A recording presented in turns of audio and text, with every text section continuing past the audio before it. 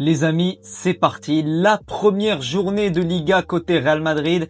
Espagnol, Real Madrid. J'espère que vous allez bien. C'est mon tout premier avant-match officiel de la saison. Cette première journée de Liga. À noter que c'est la deuxième journée parce qu'il y a eu un décalage. Le Real Madrid va jouer la deuxième journée de Liga avant de jouer la première. Voilà, je pense que c'est dû à la Coupe du Monde. Dans cette vidéo, pour ceux qui connaissent pas mon format d'analyse et d'avant-match, donc on va faire une petite revue des actualités côté Madrid. Et en fin de vidéo, il y aura mon prono, il y aura également une analyse approfondie concernant le précédent match de l'Espagnol. Ils ont joué, donc ce premier match, ils ont gagné 3-0 il me semble, face à Levante.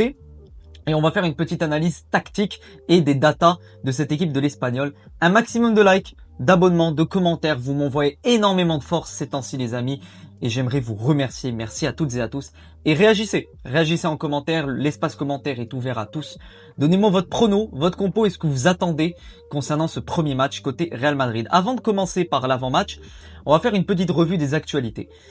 Alors, au Real Madrid, ils disent qu'un nouveau Mbappé est revenu de vacances. Donc on remarque vraiment une excellente condition physique et vraiment le mec il est sensationnel, on voit qu'il a faim, on voit qu'il est prêt et il est très bien revenu de sa Coupe du Monde. Et moi j'attends Kylian Mbappé, pour ceux qui ne me connaissent pas, c'est mon joueur préféré, mais au-delà de cela, je le juge, je le critique comme n'importe quel joueur parce que pour moi il n'y a rien de plus au-dessus que le Real Madrid. Mais il est bien parti cette saison. J'ai trouvé que face à Schalke, il est en jambes, il est réactif, il est très bonne activité avec le ballon et également sans ballon. Et j'aimerais voir ce qu'il va proposer.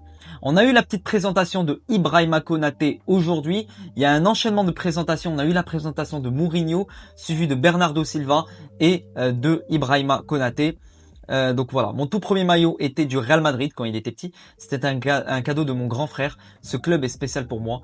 C'est un mec qui est quand même grand de taille. Je savais pas qu'il était aussi grand de taille, Konaté.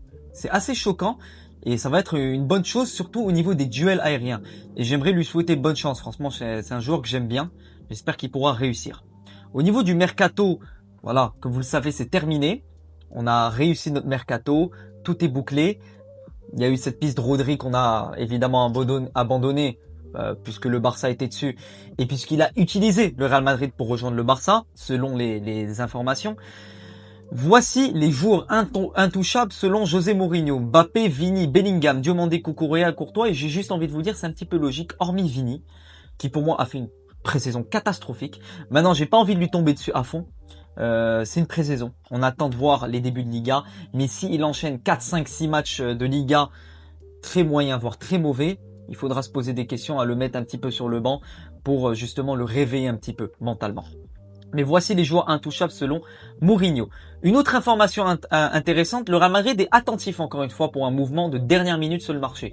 Le Real Madrid n'exclut pas un potentiel transfert de dernière minute, une opportunité, mais à l'heure où on parle, s'il n'y a pas d'opportunité, le mercato est clos. Il ne s'agit pas que de Sergio Martinez, on a fait une vidéo là-dessus, sur ce joueur-là. N'hésitez pas à aller la voir, je l'ai posté hier, vidéo très intéressante. Je pense qu'il y aura une dernière tentative. Selon Juan Félix Diaz, attention, ça peut être un défenseur central, ça peut être un milieu, mais je pense que ça sera surtout une opportunité de marché et pas un joueur sur lequel tu mises dès maintenant. J'aime beaucoup cette photo. Ça montre justement l'union d'une équipe. On voit que l'équipe est vraiment ensemble, unie pour aller chercher des choses. Alors évidemment, c'est que des images. Voilà, on peut pas juger des choses et des résultats par des images. Mais ça fait plaisir de les voir comme ça en groupe. Et j'espère qu'ils pourront nous concocter une exceptionnelle saison. On a également une petite info concernant le petit Ryan Zinedine, un joueur que je connais pas, je vais pas vous mentir. Il devrait rejoindre le Real Madrid en prêt avec option d'achat de 2 millions d'euros selon Ramon Alvarez. Si c'est confirmé, j'essaierai de faire une analyse. Le Real Madrid est très intéressé par le transfert également de Victor Froholdt, 20 ans. J'espère que je l'ai bien prononcé. Milieu du FC Porto. Il a une clause de 85 millions. C'est quand même une grosse clause. Et Mourinho l'aime beaucoup. Est-ce que ce serait pas lui le transfert surprise au cas où il y ait une bonne négociation et une bonne opportunité? À voir. Trent Alexander-Arnold. On va parler, les gars, de Trent, puisque Mourinho veut le faire jouer au milieu de terrain. Rappelez-vous, j'ai sorti une vidéo, je pense qu'elle s'intitule « Qui pourrait être le plan B de Rodri ?» et j'ai parlé de Trent au milieu de terrain. Et j'ai parlé de Trent il y a environ une semaine et demie, voire 2 semaines. C'est une option. Donc voilà. Est-ce que Mourinho voit mes vidéos? Évidemment, je plaisante. Pour qu'il utilise sa vision et ses passes afin de servir Mbappé, Vini et Diomandé, ça peut être une option. Peut-être pas en tant que titulaire, mais en tant qu'entraînement, en tant que joueur qui fait souffler justement en fin de match les titulaires au milieu. Mourinho veut créer une nouvelle version de Trent en le faisant jouer latéral et milieu. Donc il alternera au cours du match, selon les momentum, selon les situations, entre l'aile, donc le poste de latéral, et le milieu de terrain. Ça pourrait être quand même une belle option. À voir. Mourinho compte énormément sur Arda Güler. Il pense qu'il fera de lui le nouveau Modric. À la fin, il jouerait comme un 8, voire un 6. J'ai également parlé de ça dans ma vidéo. J'ai parlé d'un Arda avec le temps qui pourrait finir en tant que numéro 6. Décidément, j'ai quand même sorti pas mal de bonnes petites choses. C'était une bonne vidéo d'ailleurs. C'était le plan B de Rodri. Pourquoi pas? Pourquoi pas? Maintenant, on l'a vu la saison précédente. C'était pas son poste où il était le plus à l'aise. Pour moi, il doit jouer numéro 10 pour exploiter le maximum de ses qualités, ou alors numéro 8. Numéro 6, il faut quand même un bagage beaucoup plus fourni et apprendre beaucoup plus de choses à ce poste pour être automatiquement numéro 6.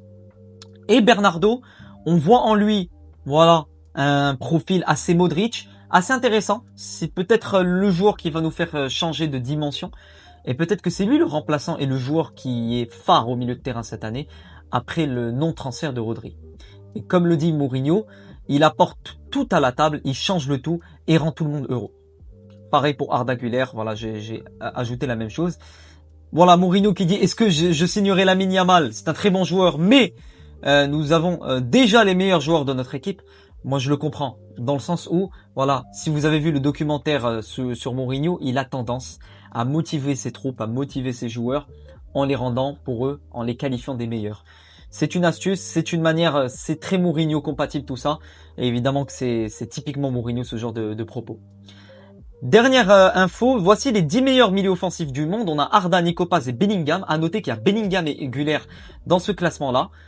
Donc on a quand même deux des meilleurs milieux du monde.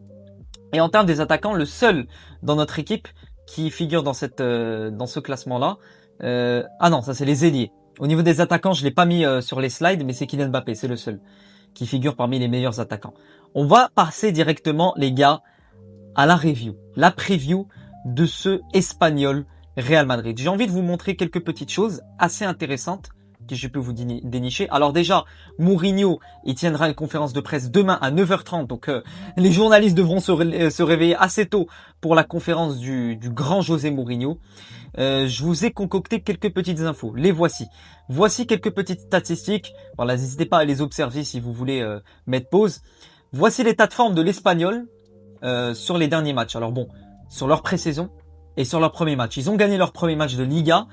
Au niveau de leur pré-saison, ils sont sur un match nul, 2 matchs nuls, 3 matchs nuls et une défaite. Donc ils n'ont pas fait une si bonne pré-saison que ça. Mais ils gagnent quand même avec un clean sheet leur premier match. Madrid a fait une excellente pré-saison. Voilà, que des victoires et un match nul. Mais bon, les pré-saisons, c'est tout l'opposé d'un début de saison en Liga. Voici la dernière compo de l'Espagnol. Il joue généralement en 4-2-3-1. À noter ce petit Fernandez, attention, il a auteur d'un doublé sur le dernier match. Énorme joueur, vrai numéro 9 et il faudra surtout se méfier de ce joueur-là en attaque. C'est une équipe de l'Espagnol qui généralement a un bloc assez médian, assez haut, avec cette ligne, voilà la dernière ligne, qui n'hésite pas à monter très haut pour alimenter l'attaque. Donc il faudra pas s'étonner d'un pressing d'une équipe de l'Espagnol et qui voudra automatiquement mettre de la pression au milieu. La bataille du milieu se fera ressentir, les gars. Les zones d'attaque, généralement, c'est une équipe, les gars, qui occupe les ailes. Voilà, ils jouent très souvent par les ailes que dans l'axe. Voilà, ils occupent pas tellement que ça l'axe. 23% des attaques sont dans l'axe, 43% sur l'aile gauche et 33% sur l'aile droite. Je vous montrerai juste après quelques images et vous allez voir que ça confirme ces stats. Voilà, ils ont gagné leur premier match face à l'Levante avec cette composition doublée du petit Fernandez. Au classement de Liga, l'Espagnol est premier. Bon, voilà, je vais pas vous montrer le classement. Voilà, les gars, c'est la première journée de Liga. Il n'y a pas grand-chose à dire sur le classement. Au niveau des statistiques, 54% de possession, 1,47 de XG, 16 tirs, 6 tirs cadrés, 3 buts, donc grosse efficacité. Et une équipe qui n'hésitait pas à trouver un maximum de ballons dans la surface et juste avant l'entrée de surface. Très peu d'occasions pour les vanter, donc ça montre vraiment que cette équipe les a asphyxiés. On va aller directement sur une petite analyse en images, les gars. Hop là. Pour sur premier match, clean sheet, victoire 3-0. Le premier but passe sur un coup de pied arrêté de l'Espagnol. Un petit cafouillage, il faudra faire attention au niveau de la communication de nos défenseurs, parce que là, il y a eu un manque de communication, et ça a permis aux joueurs de l'Espagnol de rentrer justement entre deux défenseurs et d'inscrire ce premier but, Roberto Fernandez. C'est une équipe qui joue généralement et qui essaie de trouver la profondeur et les espaces entre les ailes, surtout au niveau des ailes, les gars. Beaucoup moins dans l'axe, alors oui, ils peuvent utiliser l'axe, mais très souvent au niveau des ailes, comme le montre cette image. Là, on voit l'appel, regardez l'appel de balle de ce joueur juste ici. La petite passe en profondeur. On a le petit joueur qui est juste ici, qui prend l'axe, très bon renard des surfaces, très bon centre, passe en retrait dans la surface, et il inscrit ce but voilà, il bat complètement le gardien. Au niveau de ce troisième but, ça part encore une fois par l'aile droite, donc le premier but, enfin le deuxième but, l'aile gauche, le troisième but, l'aile droite, c'est souvent l'aile. Pour l'entrée de surface, très bon contrôle orienté, et il n'hésite pas à frapper juste ici, sur le petit filet, ça fait 3-0. Voilà pour le retour en image. On va revenir rapidement sur le calendrier du Real Madrid. On va jouer l'Espagnol, puis on va jouer la Sociedad, Malaga, Betis, Vallecano. Et il y a un calendrier qui va nous attendre, qui va être assez compliqué. On a l'Atlético à partir de fin septembre, suivi de Villarreal, Séville, Barcelone. Donc on aura 4 matchs, enchaînement de matchs de Ligue 1, ultra compliqué entre fin septembre et le mois d'octobre va être vraiment hyper difficile. Au niveau de la pré-saison, comme je vous l'ai dit, j'ai rien à dire. On a analysé l'ensemble des matchs. Si vous n'avez pas vu les débriefs, je les ai postés sur la chaîne. Au niveau de ma compo, avant de passer à mon prono comme d'habitude, je pars sur évidemment 4-2-3-1, habituel de José Mourinho, gardien de but. Thibaut Courtois, comme d'habitude. On va mettre Marc Cucurella, même s'il n'a pas eu une grosse pré-saison. Donc il n'a pas eu énormément de minutes. Je pense qu'il le titularisera pas. Voilà, je vais revenir sur ça. Et il va plutôt mettre Carreras. Parce que je pense que Cucurella, il n'a quand même pas eu énormément de préparation. Je verrai Trent Alexander-Arnold titulaire. Au niveau de la défense centrale, je pense qu'on va repartir sur du Konaté et Huysen, vu que Militao est blessé pour un long moment. Hop là. Au niveau du milieu de terrain, pour moi, ça doit pas bouger. On va partir sur ce milieu de terrain. Bellingham, Bernardo Silva, après cette excellente pré-saison. Numéro 10, Arda Güler, indiscutable. Je suis pas ouvert au débat. Au niveau de l'aile, attention, Diomandé n'a pas eu une grosse pré-saison. Il a même pas joué, voilà, il a joué 5-6 minutes, une petite entrée. Je pense qu'on pourrait voir Denzel Dumfries, comme face à la Fiorentina. Il avait joué face à la Fiorentina en tant que ailier avec Trent latéral. Et Vinicius Junior, je pense qu'il les titularisera histoire de le faire monter en confiance. Et enfin, Kylian Mbappé titulaire. Donc voici la compo que je pense qu'on aura face à l'Espagnol. Pour mon pronostic, les amis, petit pronostic assez sympathique. N'hésitez pas à me donner votre prono, évidemment, en commentaire, vos buteurs, évidemment, faites-vous plaisir. Je partirai sur une victoire 2-0 du Real Madrid. Clean sheet. Au niveau des buteurs, je partirai sur Kylian Mbappé. Voilà, Mbappé buteur. Et Arda Güler. Arda Güler pour récompenser sa très bonne pré-saison. Je mettrai Güler buteur ainsi que Kylian Mbappé. Donc voilà les amis. Pour cet avant-match, voilà, ça m'a fait assez plaisir de faire cet avant-match, le premier de cette saison, et j'espère le premier de beaucoup d'avant-matchs cette saison. Un maximum de likes, d'abonnements, de commentaires, et on se retrouve très prochainement pour d'autres vidéos et les débriefs de ce début de Ligue 1 dès ce week-end. À la Madrid, in Adamas, et à bientôt les amis pour de nouvelles aventures. Ciao les gars.